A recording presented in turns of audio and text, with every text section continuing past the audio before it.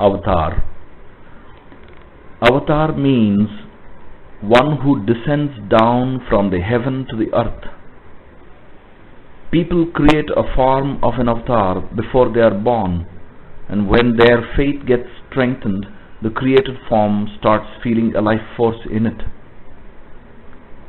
In order to keep up people's prayer, a flow from the ultimate starts and enters the form. It is all the effect of people's thought only. In the history of time, the past reenacts as the present, just as the present contains the past. Even in ancient times, the divine masters came on this earth as the Hindu rishis like Vasishta, Vishwamitra, Kapila and Bharadwaja. They are reincarnated as Abraham, Moses, Zoroaster, Christ, Buddha, Prophet Muhammad and many others in different countries and at different times. When any of these most compassionate beings descend on earth in human form, all the yogis and saints come to know about it through their yogic perception.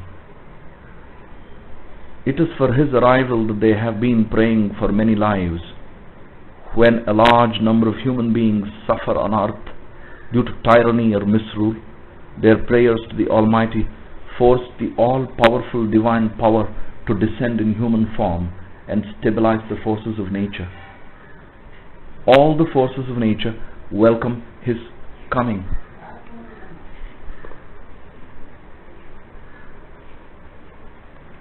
Avatars descend from both destructive and constructive field. When more sharpness and work is needed, the avatars manifest with destructive powers. When the need is less, they descend from constructive field. They could appear either in a loving form or a destructive form with sword in one hand and scriptures in the other. They possess all the powers and have mastery over them. When Lord Krishna was born, the saints knew that the suffering souls would be redeemed and liberated as the highest divine power had descended. When Jesus was born, the three wise men from the east, that is the three spiritual souls from India, knew and reached Bethlehem following the star that guided them. When Gautam the Buddha, having attained nirvana, returned to the world to relieve the suffering humanity of their pain and bondage, nature became joyous and cried, "A master has arisen, a master of the day," it shouted. "A pilgrim has returned from the other shore. The masters are coming from that shore, from the abode of the gods, out of their infinite compassion for all of us. Some of them are already born and working in a quiet manner in different corners of the earth. Their workers and disciples at various stages of spiritual evolution are also getting ready to welcome them. These disciples in different places of the world are continuously praying for their early advent."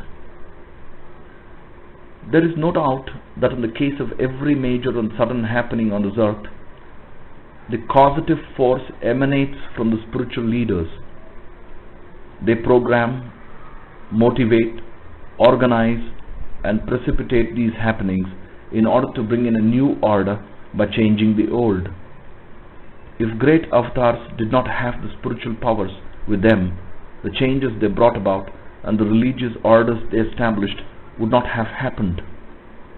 Behind all such important happenings like wars, peace, change of rulers and forms of government, new discoveries and inventions in all fields of knowledge, particularly in all streams of science, their role then can be seen.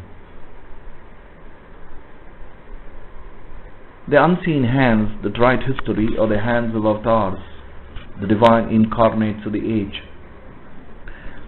Having full knowledge and command of the souls of all living beings, the avatars play a vital role in drawing unto them all their devotees at the time of death and evolving their souls even in the post-death condition to higher levels of consciousness. Their job is to bring perfection to anything and everything coming in contact with them, whether animate or inanimate, cutting across all reference of time, distance and space. Anyone coming into contact with them is bound to evolve, whether he likes it or not, whether it is to happen immediately or within a certain period of time. They are upholders of the laws of nature and the divine principles. They are not limited by human ego. They only work with a divine purpose. Their self is the divine self of God, radiating only compassion and creativity of the highest order. All deities and nature forces assist them in the performance of their duties. However, they work mostly through a number of intermediary workers who are spiritual personages at different stages of evolution, both for training them and using them for specific jobs. For God realization, they have to go through many stages of evolution. After reaching the 7th stage of spiritual evolution, they are known to be in a state of Paramahansa or Brahmishta. Once on this level, they are in the Satchidananda state. The powers in the other 6 stages carry out the work entrusted to them by their divine masters, either directly or indirectly. Except for a few who are at a higher stage of evolution, most of these intermediary workers may not even know the source of their motivation and of the energy they get to undertake such great tasks affecting the lives of hundreds and thousands of people. Many of them, when drawn to the Master, start behaving in a manner not experienced before, and at times they act in an unusual manner. Their internal thought process goes through a lot of change. The entire personality of the disciple gets evolved in association with the great Master. Some events in history have shown that even the biggest sinners became saints in later life due to the play of Guru Shakti in them, or the mercy of the Master, and receive all their energy and powers from him. On the other hand, the avatar becomes responsible for providing them with all the needs of life and also with protection. To thousands of people, they give direct help to facilitate evolution of their temporal and spiritual life. But for many more, they work as invisible helpers, affecting them through their thought process. Lots of people get direction in dreams, and others get unexpected help and direction which becomes logically inexplicable. Their words of blessings, invoked in the name of the Divine Master, can bring down an outpouring of divine blessings from the Master. The inner motivation and methods of action of the disciple of the Master cannot be completely understood by anybody other than the Divine Master, who has taken over the entire responsibility of such a disciple or a devotee. The world may not be able to recognize his inner virtues and may even discard him, but the Divine Master, who is the witness of the inner self, always loves him and stands by him. Gradually, this disciple comes to realize the limitations of human love and totally surrenders to his great Master, the spring of eternal love. It is these masters who will redefine religious codes and re-establish moral values on earth.